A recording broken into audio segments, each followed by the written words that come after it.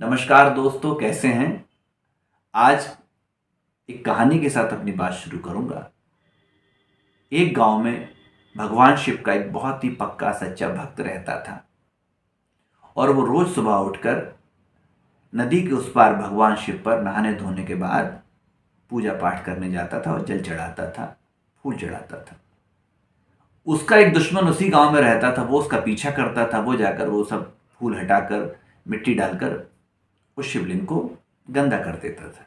ये सिलसिला काफी दिनों तक चलता रहा और उस भक्त को इसका बिल्कुल भी एहसास नहीं हुआ।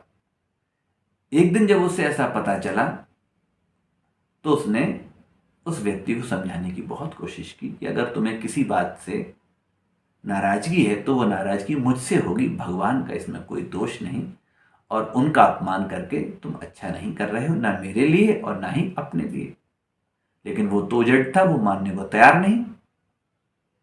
कुछ दिनों बाद उसने देखा कि एक दिन जब वो पूजा करके, फूल चढ़ाकर, जल चढ़ाकर वहां से हटा और सामने की झाड़ियों में छुप गया। कुछ देर बाद वह व्यक्ति आया और शिवलिंग पर बड़े बड़े पत्थर फेंकने लगा। उसे बहुत गुस्सा आया। उसने सोचा कि अब इस पर भी उसे कोई पत्थर फेंकना चाहिए। जब उसने अपने इर्द गिर्द दाएं बाएं देखा तो क्या देखता है कि स्वयं भगवान शिव एक झाड़ी के पीछे छुपे हुए। उसने उनके चरण पकड़ लिए और कहा, महाराज, ये क्या? ये सब अभद्रता कर रहा है और आप इसे दंड देने के बजाय खुद छुप के बैठे हैं। भगवान ने कहा, वत्स, क्या हमारा ये काम है कि इनके मुंह लगे?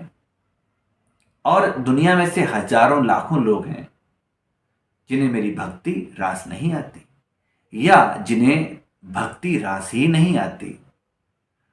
और अगर मैं उन सबको खत्म कर दूंगा तो ये पृथ्वी धीरे धीरे नष्ट हो जाएगी।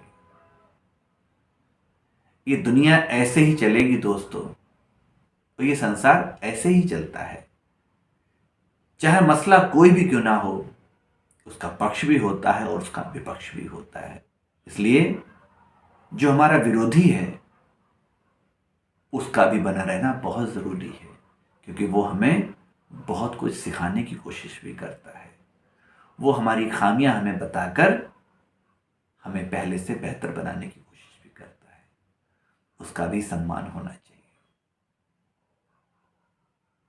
याद रखिए कि दुनिया का निजाम ऐसे ही पलता रहे और आंधियां आती रहें, चिराग भी जलता रहे।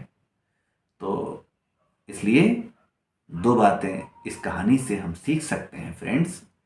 एक तो जो नेगेटिविटी हमारे इर्द गिर्द है, चारों ओर हमें दिखे कहीं भी, एक तो उसके मुंह ना लगे, उससे दूरी बना के रखें, क्योंकि ये नेगेटिविटी हमारे अंदर भी नेगेटिविटी भरती है। दूसरा, उसको खत्म करने की कोशिश भी ना करें, क्योंकि वो हमें बहुत कुछ सिखाने की कोशिश भी करती है।